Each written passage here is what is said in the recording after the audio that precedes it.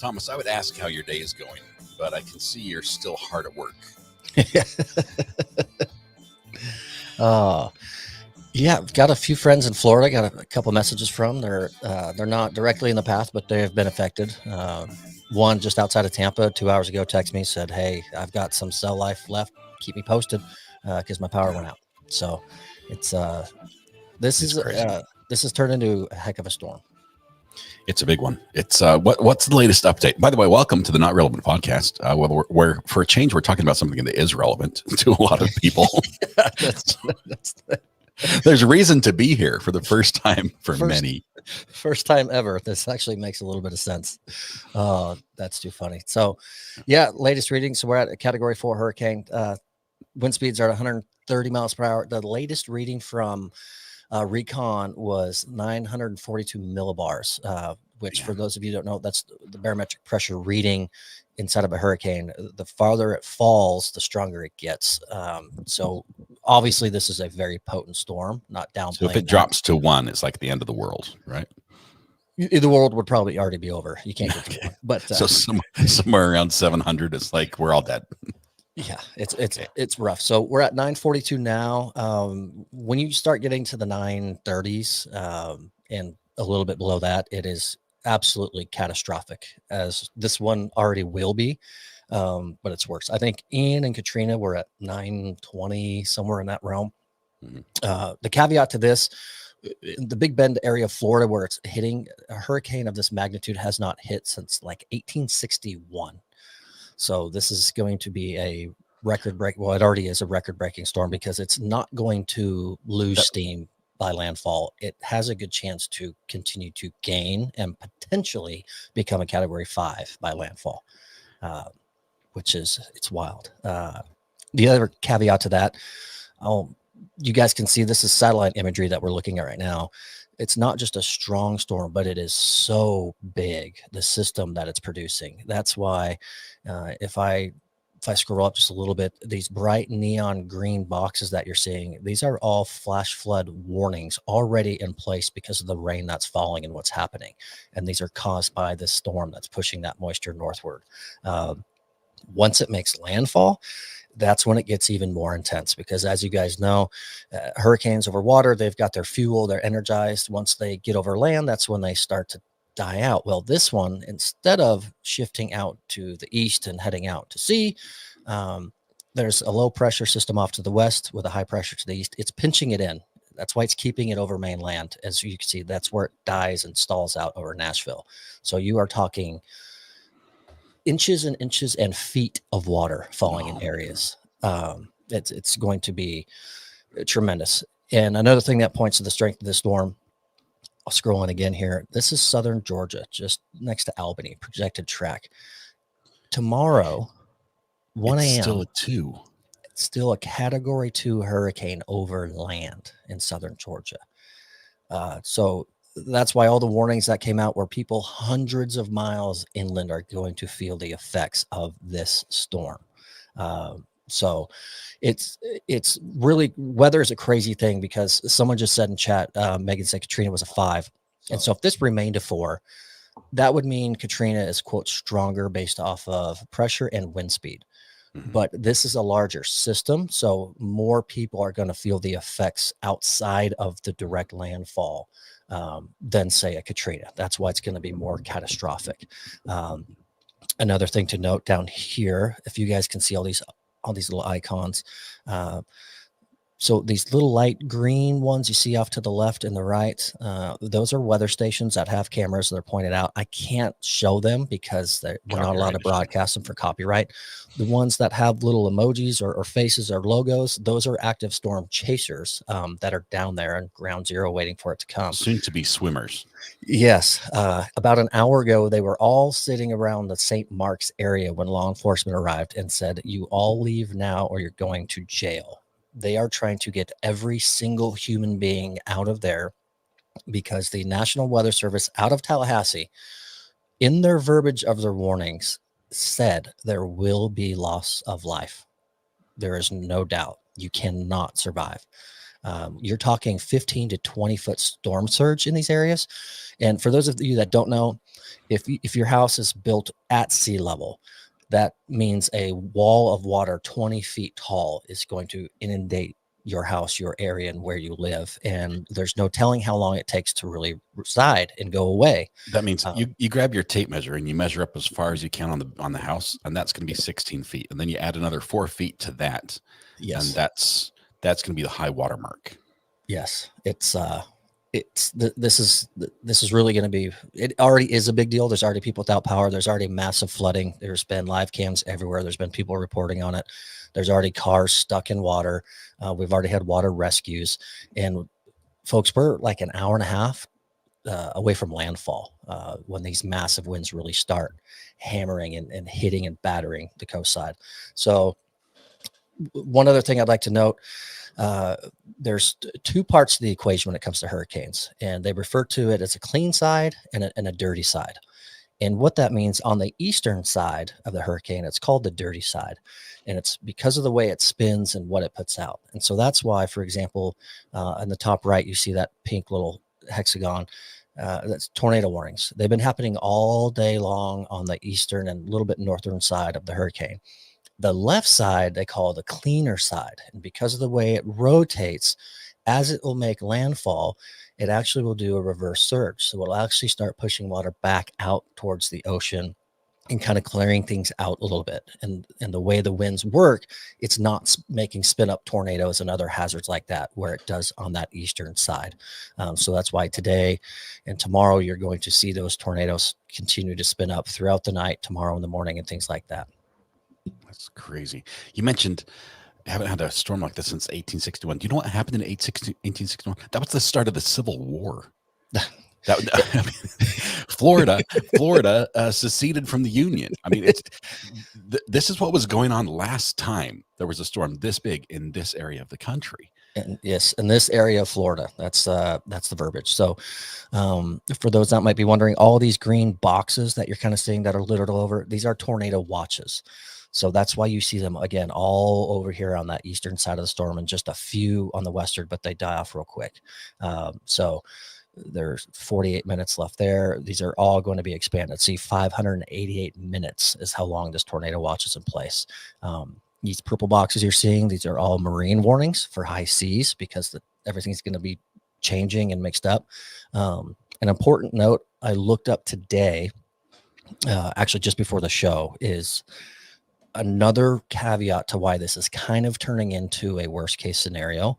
High tide in this area is at 11:30 tonight.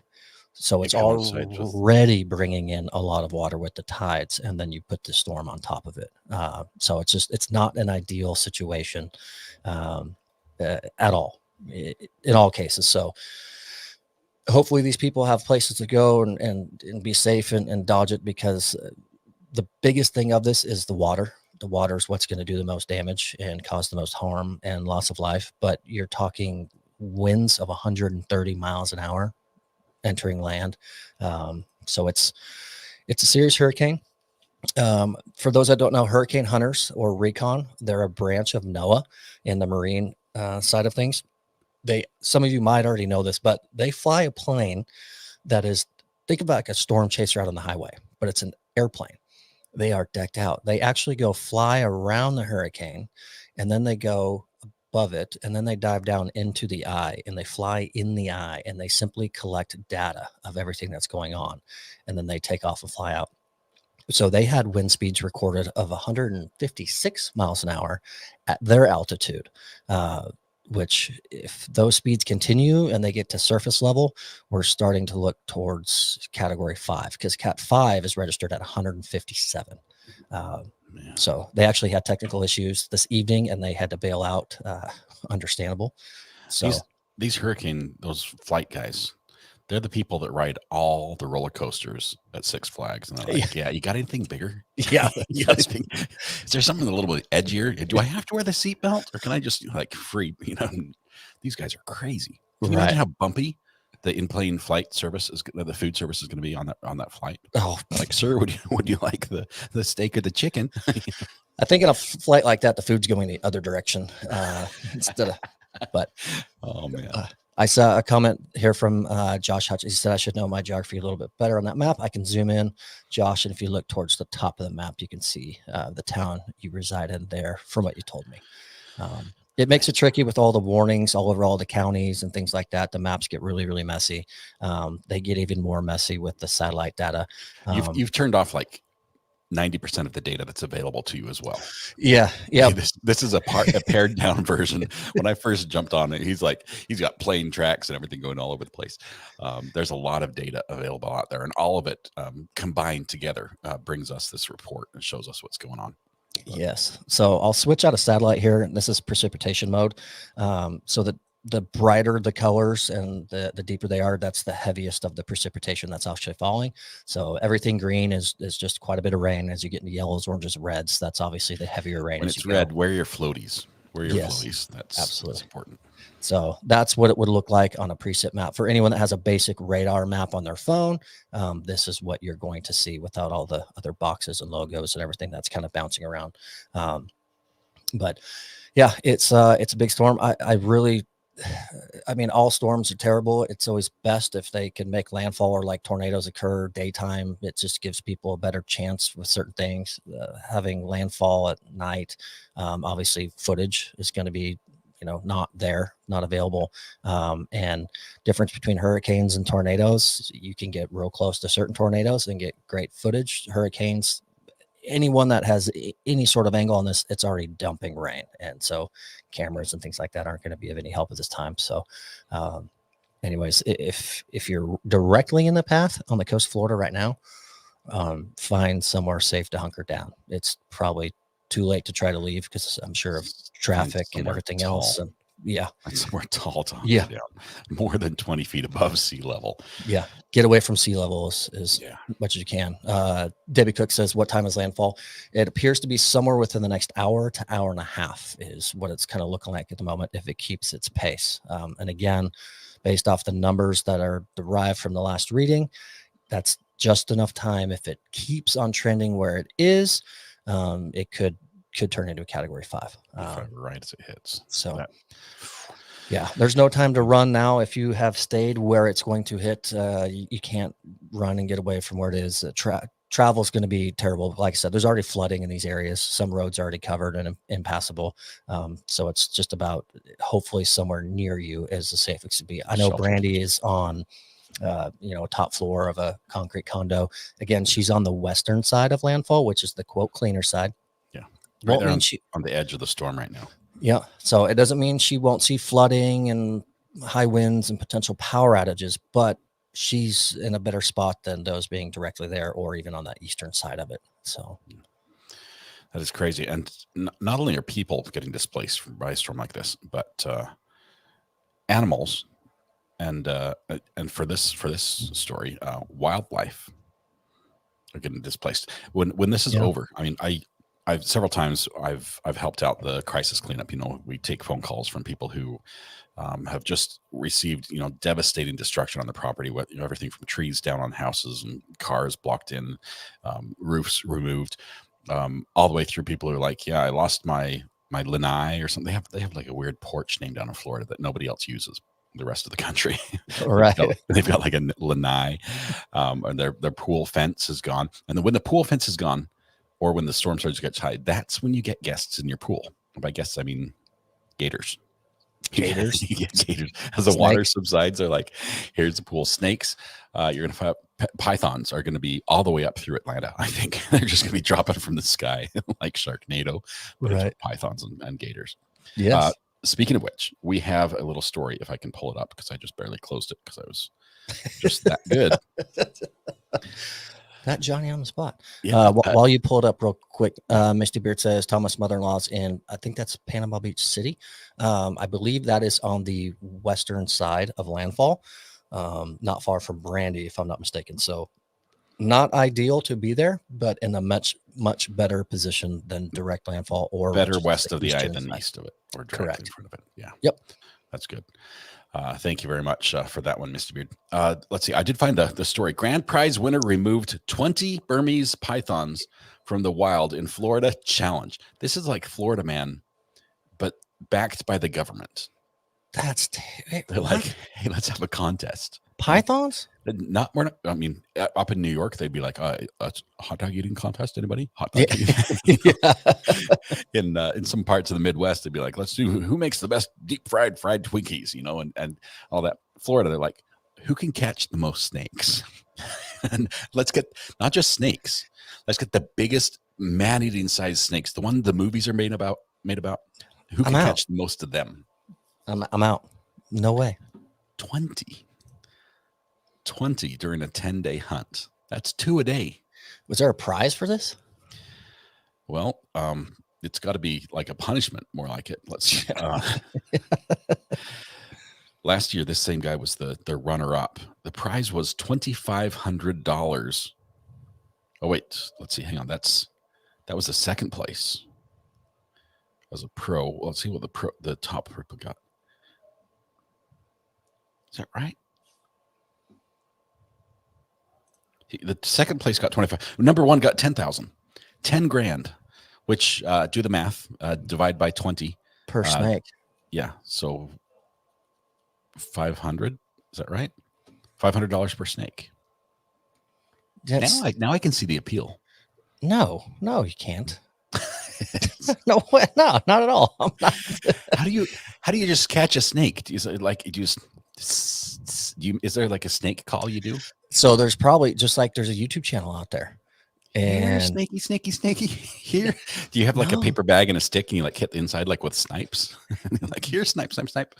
I bet you they have marked snake dens, because there's a channel right now. They won't disclose where it is, other than it's in Colorado. It's a rattlesnake den that has thousands, and they've planted live cams like the eagles in the wild and all that stuff, the eagle nests.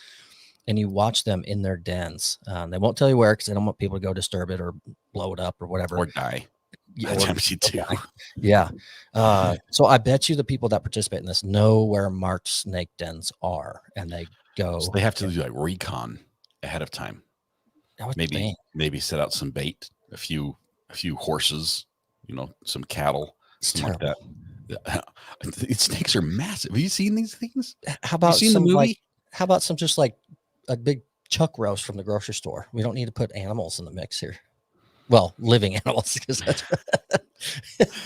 So some cattle kill from the tornado. They just set that out, and the snake will go for it.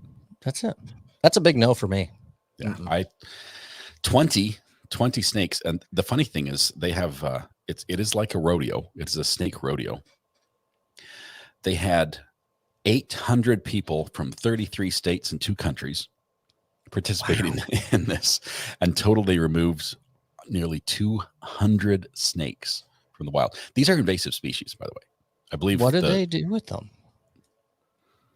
I think there's like a restaurant somewhere. Same ones that serve gator and all that stuff. Pretty much, if it's made of meat, people will cook it somewhere. So I'm with Laura M here. Storm hunter is cool, but draw the line at snake hunting. 100% agree. Well, a lot of the people in the path of this storm are going to be glad that 200 of those snakes are gone now, because otherwise they're going to be in their pools, they're going to be in their attics, they're going to be in their basements. Yeah, absolutely wild. It's pretty crazy. I just see if I can zoom in a little bit, and I don't know. It's not going to let me do it. So right when it refreshes on the hurricane itself, if you guys look right around the eye of the storm, you'll see plumes of clouds that erupt right around the eye. And that is just like a normal thunderstorm that you would see in your backyard when the convection happens and the clouds start to grow and blow up. I was Those thinking are you were going to say it was like a hurricanado no, no, or hurricano. What volcano? I don't know. What's the mix between the two? that doesn't exist. Okay. But so Good. Right. what you're seeing there is extremely explosive convection. So clouds that are exploding up through the atmosphere and up into the air because they have tons and tons of energy. So what that is a sign of a strengthening storm with all that convection that's happening around that eye wall. I don't have the setting on right now, and I don't want to mess with it and change it, but other settings will also have their lightning setting on. And when you It would see just be a wall of just electricity symbols. exactly around that eye, when it's just explosive lightning that's happening, that's another sign of just an increasingly strengthening hurricane and storm that's moving. So what you guys are seeing right now is real time. This isn't a video or recording. This is the active app that I utilize all the time. So you're watching a hurricane approach Florida that is gaining strength as it moves. It's no signs of weakening, just strengthening. So it's just a matter of, is it going to remain a category 4 or become a 5 before it hits landfall? That's the only question at this point. When is the worst for the storm surge?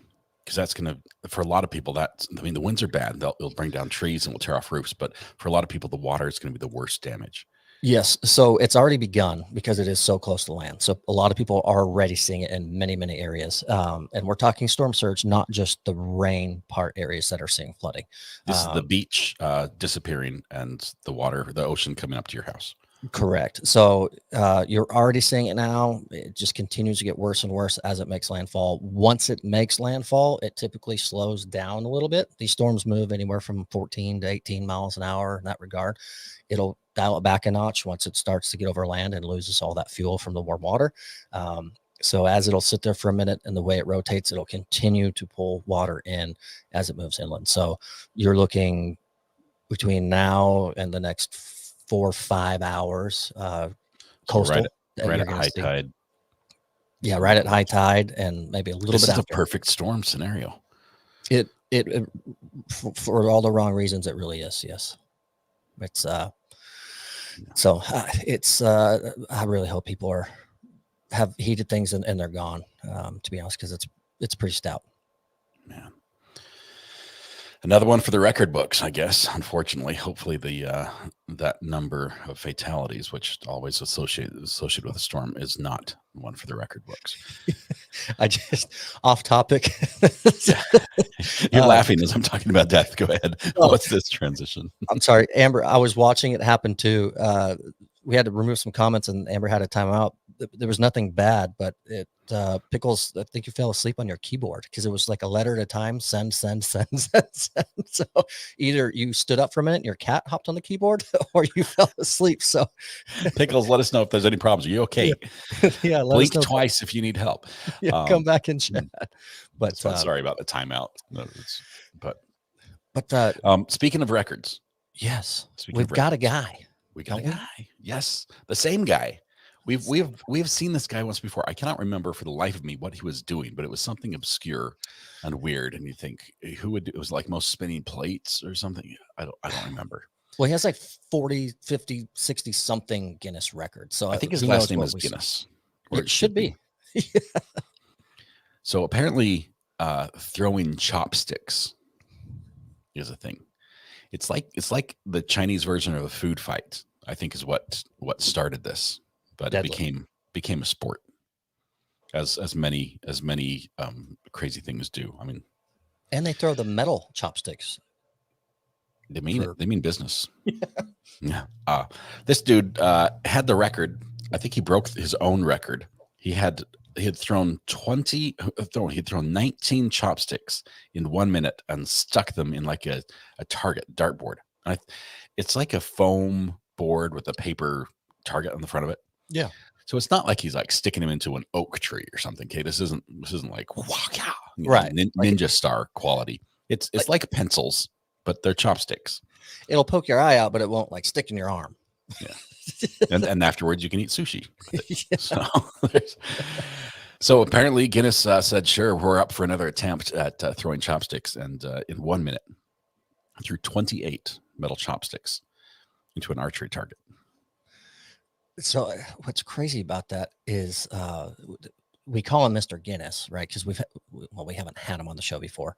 But I read one the other day, and I don't have it on the show. He's got another one.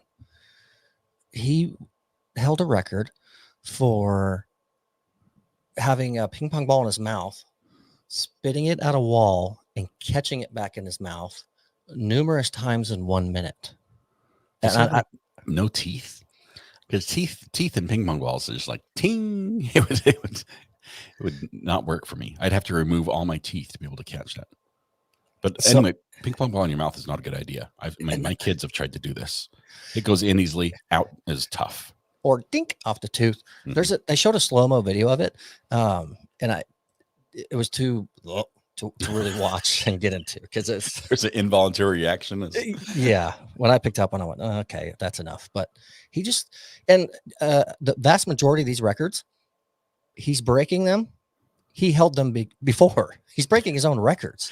There's like two guys in the world, and they're competing against each other. And Guinness is stuck in the middle, handing out prizes back and forth as each one ups the other guy. Yeah, but no, it's him. I'm just going to beat myself every year because I have nothing else to do. So, well, if you want to try to beat his chopstick record, all you need is a stopwatch, a good video camera, a Guinness Book of World Records official to monitor, a whole bunch of chopsticks, and a tape measure and an archery. It's pretty simple. There's not much. Stand 13 feet away from the target, and then just like start slinging those sticks as fast as you can and make them stick. We could be talking about you this time next week. You know, it would be really fun to find one of his 60 some odd weird, obscure records and break one, and then get to show it on the show that you took over, and then watch his rebuttal like a week later, because he'll be so upset. The plaque will not have, like, the ink wouldn't have dried on the plaque before he's like, oh, I took it back. He'll break it. Yeah. I'm going to do that this weekend. I've got time. I'm going to look up all of his records and see which one. We need some help here. Yeah. Which Guinness Book of World Record is Thomas most likely, best suited to break? I guess we should say best suited to break. That David Rush currently holds, because that's Mr. Guinness. So we need to taking down the top dog is what we're going to do. Yeah, right here. So find the easiest one you think I'm capable of, and please don't come back with 0. Give me one. Throw me, even if you don't think I can compete, just throw one pity one at me to try. Because is there something? There's got to be some golf related ones. Like, can you juggle golf balls with the 9-iron? So I can juggle golf balls with wedges and clubs fairly decent. But how many golf balls can you juggle? But just one. But my guess is he doesn't have that record. There's some amazing golfer out there that already has that, and so he's not touching that because that's not his forte. So it's got to be one of his records that we find. And I can already tell you some of the weird stuff he does, more than half aren't even going to be an option that I'm going to try to touch. So even if I could do it. Lucky for you, Guinness has pretty much put the kibosh on any Guinness World Record attempts that are hazardous to your health. Because there were some people that were doing just some crazy stuff years ago. Good. And Guinness was like, look, we've got to put a stop to this because we're losing contestants at a rapid rate. So it's become safer to attempt to get a record than in previous years. 100%. Paul and Mac, his name is David Rush, spelled just like it sounds. Mr. Guinness. And I keep saying 50, 60, some odd records. I don't know how many he owns. It could be more or maybe a little bit less, but it's right in that wheelhouse. He owns a Paul Mac's profile picture gives me an idea. I could get the Guinness Book of World Record for how many hummingbirds sit on my hand at one time. Do you know what the current record is? 2. My record is 2. Oh, I hold hummingbirds. It's something I do. I'm a very patient person. I stand out there and guard the food, and eventually they get hungry enough that they'll tolerate me and sit on my finger and drink from the hummingbird feeder. But of course, it requires, it's a skill. It requires like a wide span because you have to have like 1 finger per flower. Okay. You can't just you know how the hummingbird feeders are. Well, I'll have to draw a picture. But do you put sugar water in your hand and hold them too? No. I've not that. I've always just let them drink. I think sugar water is disgusting. I don't like how it feels in my hand. It's like dipping your hand in syrup. But do you use a fork to eat your pancakes, or do you just pick them up and eat them like a burger? I can't do sugar water on my hands. Or do you just dump a piece of cake into a bowl of milk and eat it? Hey, there's nothing wrong with that. The jury's out. And I use a spoon for that. Oh, jeez. Oh man. I've got 2 records found. Doug McManaman balanced an active hummingbird feeder on his head for 1 minute and 44 seconds. And then Doug McManaman again balanced a working hummingbird feeder on his hands for 3 minutes and 47 seconds. Longest to balance active hummingbird feeder on hand and longest to balance hummingbird feeder on head. He held a hummingbird feeder for 3 minutes. He balanced. Is the picture shows him like this. So he like balanced it on 2 thumbs. Well, he used 2 hands. Yeah. He held it with 2 hands for 3 minutes. Did he train for this? Is this like a no holding like all something? All my life. No, this is holding something. He balanced. He could only use just 2 thumbs to balance. And Doug, I'm coming for you. I'm coming for you, man. Those records are not going to stand. Got to live stream it. It's going to be great. Oh man, Doug, what a last name for Doug. All right, so we knocked out the Pythons, David Rush. Yeah, off topic, but it's not relevant for the podcast, but it's relevant for your show. True crime. Yes, back to the world of true crime. I thought this one was really cool. World's longest, which it's maybe this is a Guinness record as well. Yeah, chime in if you feel the same way I did. When I read the amount of time, I would have thought it would have been longer. But according to this article, world's longest serving death row inmate was acquitted in Japan. Now, this is a long time. Don't get me wrong. I just some reason thought it'd be longer. He had spent 48 years on death row, longer than any other inmate. Again, they're saying in the world. It might be the longest one to be acquitted. Oh, maybe you're right. Maybe there's a little, that's the catch. There's some people who are like 60 years ago, I was sentenced to death row and, still haven't found the meds to do it. It had to be. So ex-boxer was sentenced to death in 1968 for killing his former boss, his wife, and 2 of their children, setting fire to the house. He was acquitted on Thursday by a court in central Japan after the presiding judge said he wasn't guilty and evidence used against him had been made up. He denied it, has claimed his innocence ever since. Questions arose over blood-stained clothes investigators belonged to him, which were found more than a year after his arrest, hidden in a tank of fermented soybean paste.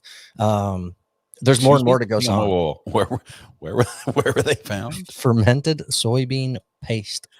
Do you know what has tanks of fermented soybean paste around? It's miso. Have you ever had miso soup? Oh, so it's food. Yeah. It's Japanese food. It's miso. It's like the pantry. They hid it in the pantry. Yeah, put it in the pantry. Did they eat from the? I mean, is this like an active serving? A local restaurant now has his bloodstained shirt on the wall and the signature soup named after. No, I'm just kidding. They've changed their menu. Yeah, no. We no longer serve the fermented. We're done. So we don't know where the beans have come from. Yeah. But the article continues about how they say investigators and prosecutors kind of made up stuff along the way to just get it done. So pretty wild. I didn't know that this was a thing. I mean, first of all, congrats on the acquittal. His blood was found on clothes hidden in miso soup. Allegedly, that was found years later, and it was hidden in the soup for a year. Yeah. Oh, who'd been eating his soups? Well, maybe it was fermenting the whole time. It's like no one actually ever ate it. What's your secret ingredient on this one? It's some good stuff, apparently. Oh, that's the comments. People either love miso soup or Melissa Ann's like it tastes like water scooped from the ocean. Some love it, some hate it. You should try to research miso. People who knock on fermentation think about soy sauce. Is miso soup and soy sauce the same? Because I'm not going to eat soy sauce by the spoon. No, first of all, I would die from sodium intake before I finish the meal. No, it's not the same. Nope. And we lost one. We lost Amber. She's like, I'm calling sick. Here, you click on it. Go ahead. And Amber's out. Yeah. Calling in sick tomorrow. Man. But so skipping out of acquittals and miso soup with fermented bloodstained shirts, story out of North Carolina. Which seems to happen too often. I don't know why you don't play more. I really don't. The odds are in your favor based off where you live. It's got to be the lottery. Mm-hmm. Okay, what did I lose out? Because if somebody else won, that means I lost, right? Yep. Okay, so tell me what I lost. Thomas Kemp, a $1 ticket, won $110,000 jackpot. That's a good return. It is. Now, so it's nearly 1 in 1 million odds to win this jackpot. So what's crazy is he says he's been playing for a long time and it finally paid off. But when he did it, it was later in the evening. He screamed so loud it woke up his wife, and he was continually shaking. And in his interview, he said, "I'm pretty sure I woke up my neighbors." So he ended up taking home $78,000 after tax withholding and all that. But he said he was shaking for so long. Yep. Yeah. And his secret to outside of I've been playing it for a long time and have never won. I bought $250,000 worth of tickets and I finally won. I finally won. 78,000. Yeah, I'm only in the hole. His children's birth dates, as most people are accustomed to doing. They use birth dates or anniversaries, and they think that's some sort of good luck, and that's not how the lottery works. But I can't help but think those kids now think that they have some sort of claim on some of that money with the birthdays being theirs. 100%. One last lottery. Well, I've got two. This one is in depth. The other one I'll keep really short. This one's interesting. A DC lottery paid out 232 winning tickets, and it's called a Quick Pick 4 that they do out there. Only 4 numbers? Mm-hmm. And 232 people won. What's crazy? The 4 winning numbers for the ticket were 8, 8, 8, 8. 232 people said, I'm going to take 888. When in your life have you ever seen a lottery drawing come out and it's the same number? I don't care if it's 3 numbers or 10. And the first number is 8. And the second number is 8. It's like, is something broken on the machine? If I was buying a ticket and you walked up and said, hey, man, I'll give you $100 to pick 8888. I'd say, no, I have what? No. Save your money. I'll for sure lose. There's no chance. Yeah. So that was a crazy. I've never seen anything like that before. I forget what the payout. The drawing is top prize $5,000 with additional prizes stemming down from there. So because of all the winners, officials said players want a combined total of a little over $1 million what the lottery paid out after all that. So. And since then they have removed the 8 ball from the bingo machine. They scratched on the 8 big time with that one. Now it's a pick 3. But the other one, I won't read on it. I just saw it. I thought it was pretty cool. It was either a son or a father. I forget which one, but they won a lottery jackpot. It was over $100,000 just 2 weeks after their son won. Well, over $100 in the lottery jackpot. So I don't know. So that story is both cool, and you're like, oh wow, congratulations. But at the same time, you're like, cops, can you just check this one out? Just do a little background on this. Do they have family that works at the lottery? Is there, their internet's being searched right now by the feds and see what's going on for sure. But I thought that was a little neat. Let me see if I don't think we have an updated reading yet on. I keep watching this eye, and it looks like the last 2 scans of that storm have it doing a little jog to the right. It is. It has wobbled towards the east. 100% it has. You can see it. I'm east, Thomas. Yeah, but it's no. Is it still gonna bank left for sure? Well, one thing you never say in weather is for sure, but if you're playing the odds, yes, because of the high pressure system that's off to the northeast, it's not going to let it just make a hard right unless somehow that just goes completely away. But one thing I do notice, we were talking about the storm intensifying a little bit. Correct me if I'm wrong, but I believe when we started the show, the millbar reading was at 945. Mm-hmm. and now we're down to 942. That's So growing. That's growing. That's continuing to get stronger, just as we were talking about earlier. So I think we get an update That eyewall here. is so defined there in the middle as well. I mean, it's in good shape. It's a strong, healthy hurricane. Yes. And for those that are curious, saying that's a healthy eye, unfortunately, I'm on what's called geocolor mode, which allows us to see the satellite. Kind of. It's using what it knows to make the imagery as best it can. A true satellite, it's not really going to show that great because we have no sun and nothing illuminating. So here's kind of what you would get. This is what it looks like in the dark. If we were in the middle of the daytime, I would be playing this mode, but we can't. So we've got to use technology, and we'll click down and go back here to show the best we can see with that. But yeah, it did take an easterly wobble. Absolutely, which is great news for everyone to the west. Yeah, where Tallahassee was, it started on them, and then it did a little easterly wobble. I want to say late morning this morning, just by a few miles. But this wobble has now. You can tell where it's going to hit because that's where the storm chasers are. When they start moving, you know that the storm has changed paths. They're going to start booking, but they call it a wobble for a reason. It's still so far from land, it could easily wobble right back left, back on the projected track, no problem. So it's, I don't know. We'll see over the next, golly, it probably still has an hour till it gets to where it's going.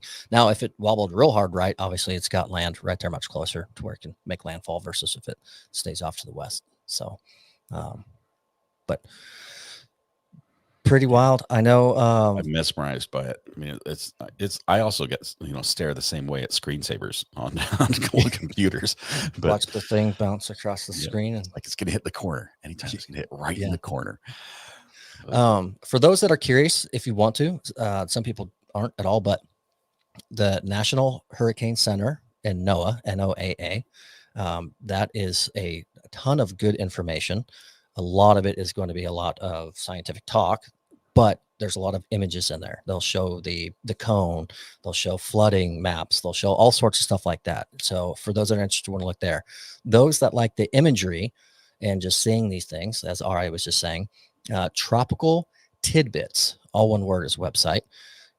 That one's real straightforward. You can click on the storm you want to watch, and there's about 8 different imagery options you can pick from, and you can easily click and see what it is you want to look at and watch. So those are 2. One's great for information.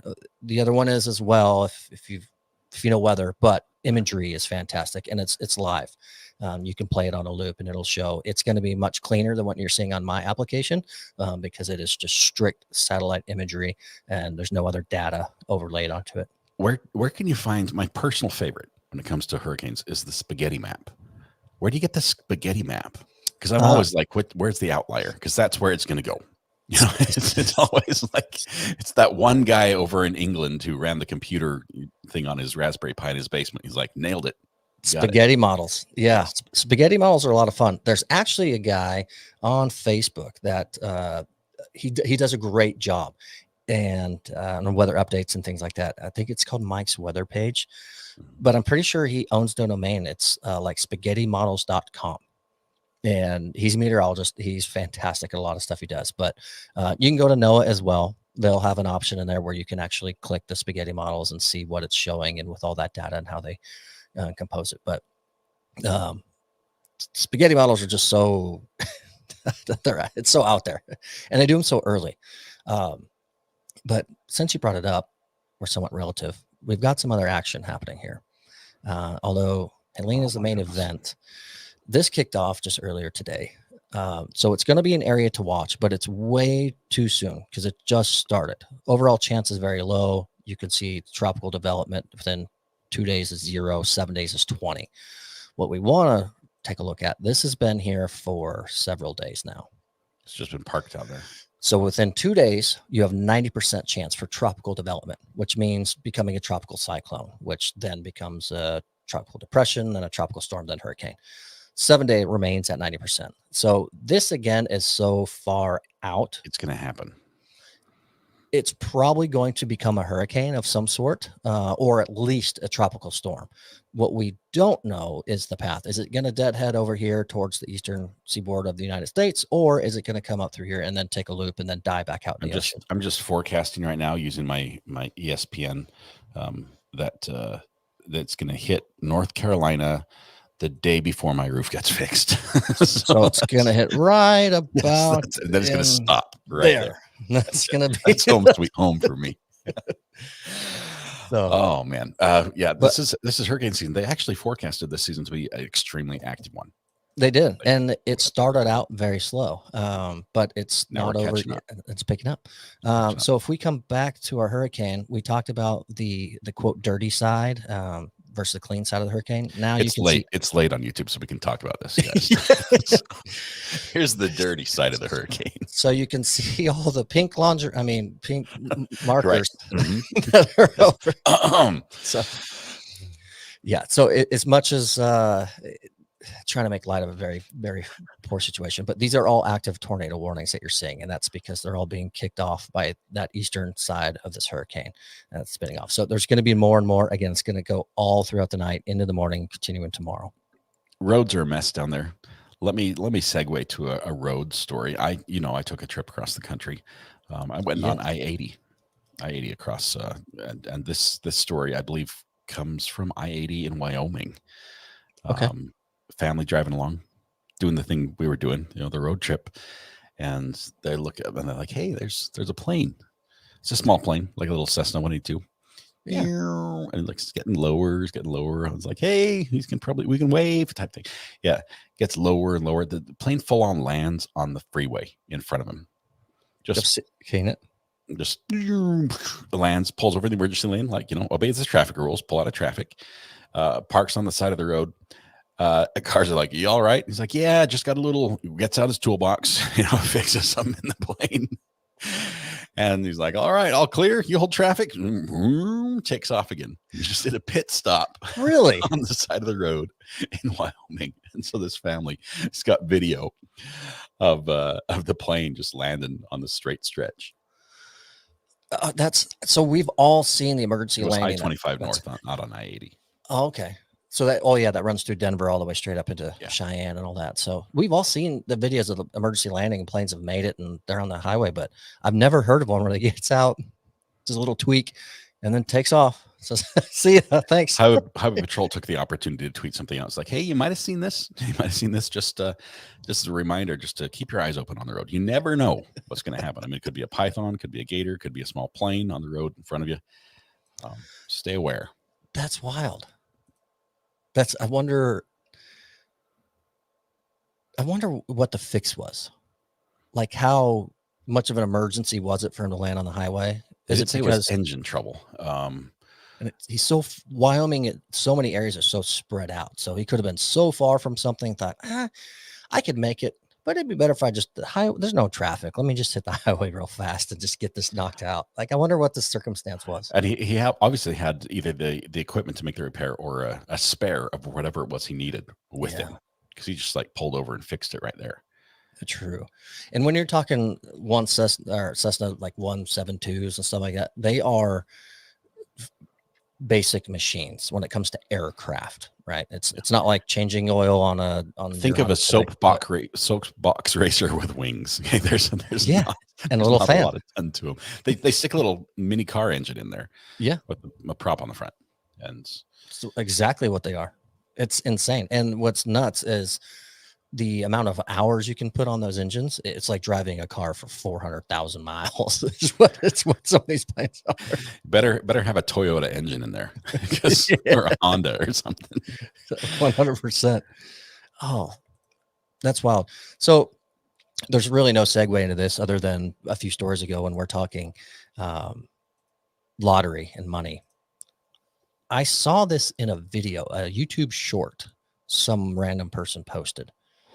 Because apparently shorts do very well on YouTube, and it's a thing most should do. What are you saying? Why are you looking at me when I say that? When you say that? Oh, was that enough for the $10 you gave me to say something to plug? No, I knew it. No, I knew it.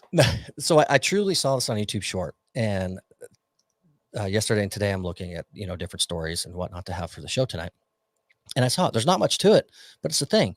So chat, let me know if you've ever actually come across or seen this in real life. Money block. People are leaving cash in baby items at the store. So like if there's like a box of diapers or something, they're taking like 5, 20, 50 bucks. They're putting it in there. Some will do it with notes. Some will just slide the cash in it and leave it. And the whole theme is for around moms that are raising kids, and they can always use the extra cash. So they're putting it in baby formula packages. They're doing it so it's hidden and you can't see it. So you get your supplies, you get home, you open it up, and there's some cash. And apparently it's a thing. It's gone viral, and people are starting to do it because it's I shouldn't say viral, it's becoming a trend. That is cool. I like that people are helping each other out. My only concern is already there's only 2 sections of the store that have like dedicated cameras.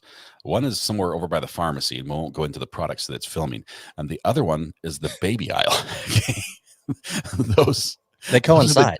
Those are the 2 sections of the store that have the highest shoplifting rate. And now there's a chance to be rewarded for shoplifting items in the baby aisle.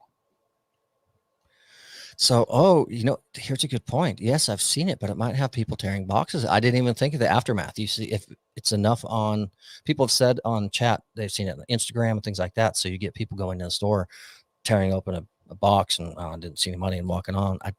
There are repercussions for everything. But what a cool idea. Like it. It's a great idea. I say it's worth the hassle and the problems it might cause in a few isolated situations. That if you're able to do that anyway, you're able to sort of pay it forward or help somebody who's in either a tough or a tight spot.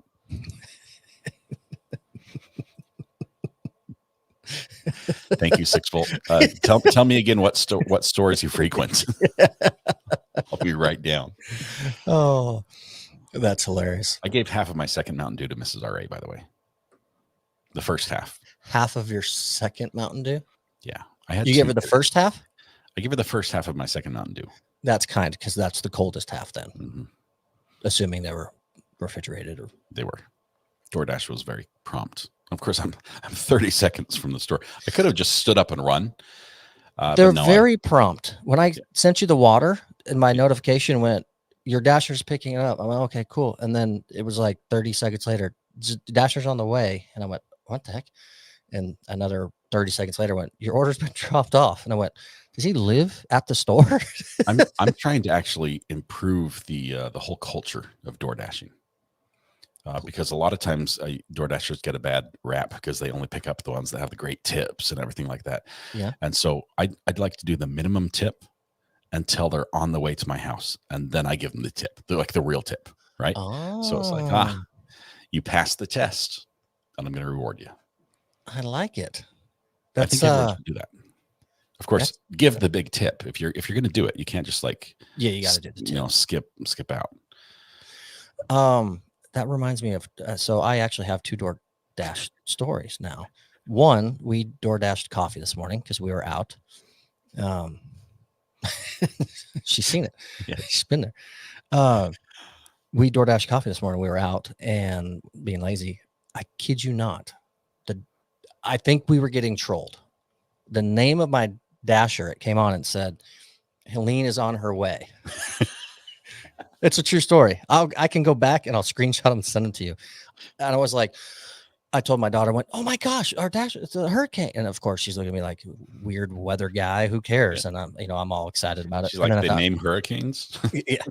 And then I went, no, the Dasher definitely trolled me. There's no way that's real.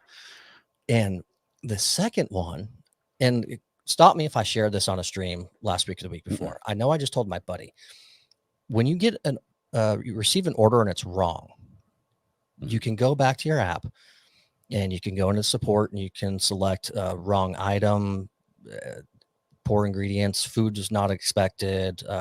There's options you can choose, right, to complain about your order being wrong, because it happens a lot. Unfortunately. Well, when you do that, I've learned you get select options of, you can get a little refund back to your card, or you can get a little DoorDash credit. Well, they don't always fully credit you. So if you order a $8 meal and it's wrong, they're only going to give you like $5 credit. So Here's the hack for anyone that orders DoorDash and you get something wrong. Don't go into the app and choose those options. Call DoorDash support. What they have are hundreds of people that work from home that answer that call. And when you say this order was wrong, I went in to get my refund, but it wasn't even equal to what I paid for, they immediately say, I am so sorry. Thank you for being a loyal DoorDash customer. Here's your full refund. And this is what happens to me. And because you're a good customer, here's an extra $12 credit. Did this solve your problem? And you say yes. And they say, thank you. And they hang up. You win money on DoorDash by calling. It's better than the lottery. I mean, the winnings are not as big. I'm a big fan of that. I've told you before, I used to sell on Amazon. Well, I still am a third-party seller on Amazon. I have a store on Amazon, and occasionally I sell stuff. But when there's a problem, it's generally because I screwed up. Okay, rarely is it like, you know, all the pages in the book were blank. You know, no, it's because I, you know, said book like new, and it actually doesn't even have the cover. That's my fault. Okay. When the book arrives and someone's like, you know, it wasn't quite as expected.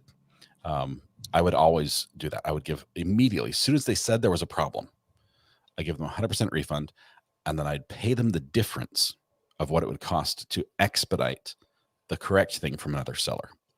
Bam. Which costs a lot, because about 2% of my orders I screwed up on. There was a problem of some sort, or the mailman screwed up, and I'm still responsible until I get the delivery. And so they're like, hey, it never showed up. You know, somebody stole it off the porch. I'd pay them, because that way they'd be like, look, look, that never happens. First of all, never. You never have a company who's just like, hey, we'll fix it and we'll make it more than right to you. And so they leave a review. And they'll be like, this is the most amazing company. If I ever need to order from them again, I will, because if there's a problem, they will fix it and make it right. And that's what they did with me. So I have 100% 5-star ratings on Amazon for years. Killing it. And that's half the game. If you're selling something, people go those reviews. And if they're good, I'm buying from you. Even if you're a little bit more than, say, the 4-star guy, I'll pay you a little bit more because I trust you. Good stuff. That's awesome. Well, I see we got a new scan. That storm is moving.